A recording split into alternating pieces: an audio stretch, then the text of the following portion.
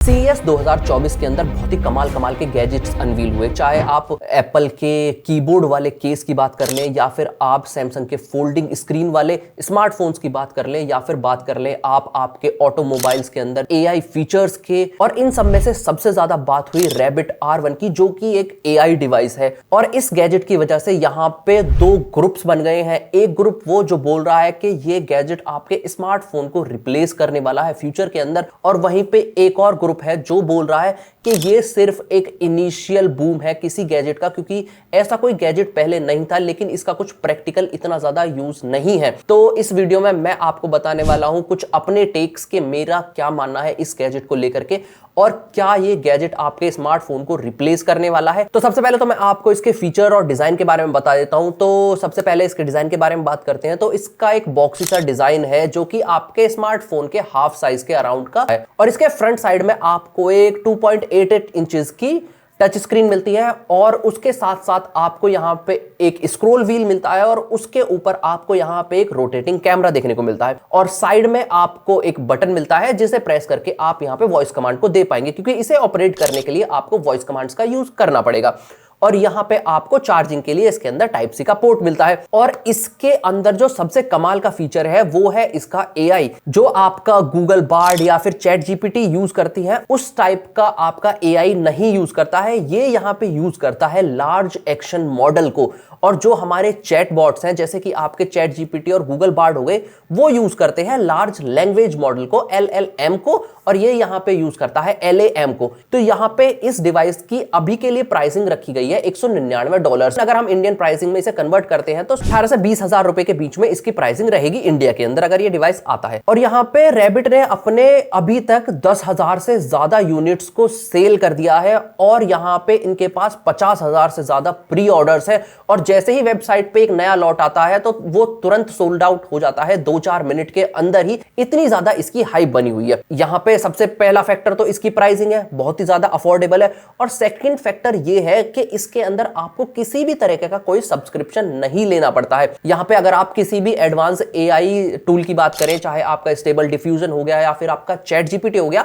उन सभी के अंदर आपको यहां पे मंथली सब्सक्रिप्शन लेना पड़ता है AI के फीचर्स को यूज करने के लिए, क्योंकि वहां पे वो सर्वर्स पे रन हो रही है और सर्वर्स पे रन होने का एक कॉस्ट आती है। और ये डिवाइस भी सिमिलरली काम करता है, ये अपने जो AI के फीचर्स हैं उनको सर्वर पे रन करता है। और इसके अगर मैं इंटरनल स्पेसिफिकेशंस की बात करूं तो इसके अंदर आपको 4 GB रैम देखने को मिलती है, और यहां पे 2.3 GHz का मीडियाटेक का प्रोसेसर देखने को मिलता है, और यहां पे आपको इसके अंदर 128 GB की स्टोरेज देखने को मिलती है। और ये आपका एक सिंपल AI डिवाइस है, लेकिन इसकी इतनी ज्यादा हाइप क्यों है? क्योंकि ये आपका काम आपके बार्ड या चैट जीपीटी की तरह ही करता है, लेकिन यहां पे आपको ये सिर्फ प्रॉम्प्ट जनरेट करके नहीं देता है, ये यहां पे आपके लिए एक्शन भी ले सकता है। फॉर एग्जांपल, जैसा इन्होंने यहां पे इस प्रोमो के अंदर दिखाया कि आप अपने रैबिट R1 डिवाइस को रेफ्रिजरेटर के सामने ले जाके पकड़ेंगे और उससे पूछेंगे कि जो मेरे पास यहां पे रेफ्रिजरेटर के अंदर अवेलेबल है उसमें से कुछ ऐसी डिश बनाओ जो मैं यहां पे बना सकता हूं।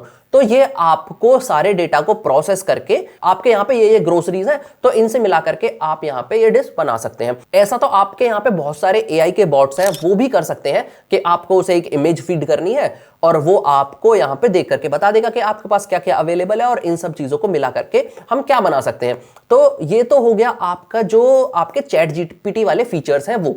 लेकिन यहां पे उन्होंने एक और चीज दिखाई टीजर के अंदर, जहां पे ये आपके लिए राइड्स को बुक कर सकता है। जैसे आपको कहीं ट्रेवल करना है तो उसके अंदर यहां पे आपको सिर्फ इसको बोलना है कि I want to travel this location, और वो आपके लिए सभी काम कर देगा। चाहे आपका होटल बुकिंग हो, आपके लिए चीपेस्ट फ्लाइट ढूंढ के उसे बुक करना हो, आपको एंड में सिर्फ कंफर्म बोलना है और आपकी यहां पे ये पेमेंट्स तक को कर देगा और आपके लिए सभी चीजों को बुक कर देगा। आपकी ट्रेन टिकट्स, आपकी प्लेन टिकट्स, आपके लिए होटल बुकिंग, आपके लिए टूरिस्ट बुकिंग, और आपको उस लोकेशन के बारे में डिटेल में रिव्यू भी दे देगा। लेकिन वहीं पे अगर हम इन सारी चीजों को किसी चैट जीपीटी या फिर बार्ड से पूछेंगे तो वो आपको आंसर्स तो देगा, लेकिन वो आपको सिर्फ यहां पे प्रॉम्प्ट्स जनरेट करके देगा, उसके अगेंस्ट में कुछ एक्शन नहीं ले सकता है। वो आपको बता देगा कि यहां पे ये फ्लाइट्स अवेलेबल है और यहां पे ये ट्रेन अवेलेबल है और आप इन होटल्स को चेक कर सकते हैं और इस ये लोकेशन है जिन्हें आप देख सकते हैं। लेकिन वो आपको एक प्रॉम्प्ट जनरेट करके देगा तो वहां पे ये एक मेन डिफरेंशिएटिव है। और एक सेकंड डिफरेंशिएटिव एक और दिखाया उन्होंने, जहां पे उन्होंने फोटोशॉप का यूज करके हजारों इमेजेस को प्रोसेस कर लिया, उसे टीच करके। फॉर एग्जांपल यहां पे आप इसके R1 के ट्रेनिंग मोड के अंदर गए, वहां पे आपने फोटोशॉप के अंदर किसी के फेस पे से इनपरफेक्शंस को रिमूव करना उसे सिखा दिया कि ये स्टेप्स लेने हैं अगर किसी के फेस पे इनपरफेक्शंस दिखे।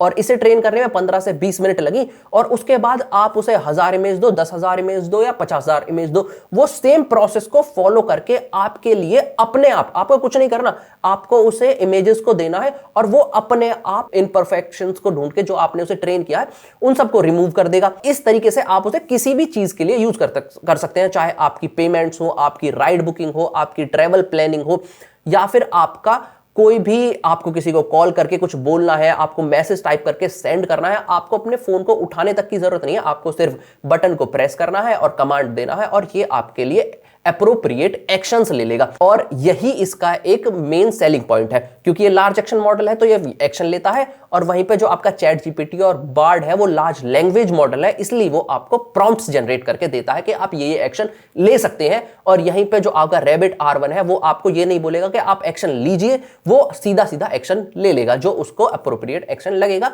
या फिर जिस चीज के लिए आपने उसको ट्रेन किया है। और वहीं पे सबसे मेन मुद्दा ये आ गया, क्या ये हमारे स्मार्टफोन्स को रिप्लेस कर पाएगा? और इसका जवाब आपके अपने स्मार्टफोन के अंदर ही है। कैसे? तो यहां पे आप अपने स्मार्टफोन को ओपन करो और उसके अंदर आप यहां पे जाकर के सर्च करो अपना स्क्रीन टाइम, और स्क्रीन टाइम में देखो कि आपने यहां पे सबसे ज्यादा एप्लीकेशंस कौन सी यूज की है और सबसे ज्यादा टाइम आपने किन एप्लीकेशंस के ऊपर लगाया है लास्ट के 7 दिनों में, 1 महीने के अंदर भी। तो यहां पे आपको ये देखने को मिलेगा कि आपने यहां पे अपना 90% टाइम जो फोन के अंदर यूज किया है वो या तो वेब शोज को देखने के लिए, या फिर सोशल मीडिया को स्क्रॉल करने के लिए, इंस्टाग्राम, यूट्यूब, या फिर आपकी रील्स के लिए। मतलब कि आपका 90% जो यूसेज है वो यहां पे आपके फोन के अंदर होगा कंटेंट कंजप्शन। और जो आपके प्रोडक्टिव यूज है, जैसे आपने राइड बुक करी हो, या फिर आपने किसी को पेमेंट करनी हो, या फिर आपने कुछ ऑनलाइन शॉपिंग करनी हो, वो सब आपका मैक्सिमम 5, 10 या 15 मिनट का होगा। या फिर आपका हॉलिडे प्लानिंग होगा, उसके लिए हम महीने में 1-2 बार यूज करते हैं। या फिर अगर आप डेली कहीं आना जाना होता है तो दिन में 2 बार यूज कर लिया राइड्स का, कहीं जाने के लिए, आने के लिए। तो इस हिसाब से ये डिवाइस आपके मोबाइल फोन को कभी रिप्लेस तो नहीं कर पाएगा। और सेकंड चीज, यहां पे एप्पल, गूगल अपने फोन्स के अंदर AI चिप्स को इंट्रोड्यूस कर रहे हैं, अपने फोन के अंदर AI के फीचर्स को डाले जा रहे हैं। आपने अभी सैमसंग का इवेंट देखा होगा S24 का, जिसके अंदर, जिसका नाम ही गैलेक्सी AI था, जिसके अंदर यहां पे सैमसंग ने बहुत ही कमाल कमाल के फीचर्स लॉन्च किए। तो क्या ये कंपनीज लार्ज एक्शन मॉडल को अपने फोन के अंदर नहीं डाल सकते हैं? इनिशियली जो हमारे असिस्टेंट है, चाहे आपका गूगल असिस्टेंट हो गया, एलेक्सा हो गया, या फिर आपका सिरी हो गया, ये सभी असिस्टेंट आपके लिए एक्शंस लेने के लिए डेवलप किए गए थे। लेकिन अभी तक ये इतने ज्यादा डेवलप नहीं हो पाए हैं कि ये आपके लिए यहां पे कुछ अप्रोप्रिएट एक्शन ले सकें और आपके लिए यहां पे इन सभी काम को कर सकें। लेकिन अभी पिछले साल हमने गूगल का इवेंट देखा जहां पे वो AI के अंदर बहुत सारे फीचर्स पे काम कर रहा है। जैसे AI आपके लिए फोन उठा के सामने वाले से बात करके आपके लिए मीटिंग्स को बुक कर सकता है। तो ये भी तो लार्ज एक्शन मॉडल का ही एक फीचर हो गया। तो जब गूगल अभी से स्लोली इन चीजों को इंप्लीमेंट कर रहा है, और अगर यहां पे एक और कंपटीशन आता हुआ दिखेगा गूगल को, तो अपने सभी फीचर्स को बहुत जल्दी गूगल पिक्सल फोन्स के अंदर ले आएगा। तो इन सभी कंपनीज के लिए बहुत आसान है कि फोन्स के अंदर लार्ज एक्शन मॉडल्स को इंप्लीमेंट करना। तो मेरे हिसाब से रैबिट R1 डिवाइस है, ये आपका बहुत अच्छा डिवाइस रहने वाला है, लेकिन ये आपके स्मार्टफोन्स को कभी भी रिप्लेस नहीं कर पाएगा। जिनको एक अलग से AI डिवाइस की जरूरत है, जैसे जो फोन को अवॉइड करना चाहते हैं, सोशल मीडिया से दूर रहना चाहते हैं, वो आपके लिए यहां पे इस डिवाइस को यूज करने वाले हैं, क्योंकि इस डिवाइस के अंदर कोई भी किसी तरह की एप्लीकेशन नहीं है। और आप नीचे कमेंट सेक्शन में कमेंट करके जरूर बताइए कि आप मेरी बात से अग्री करते हैं या फिर नहीं। और अगर आपका कोई फेवरेट फीचर है रैबिट R1 को लेकर के, तो वो भी आप मुझे नीचे कमेंट सेक्शन में कमेंट करके जरूर बताइएगा। मैं आपसे फिर मिलता हूं अगली वीडियो में, तब तक के लिए जय हिंद, वंदे मातरम।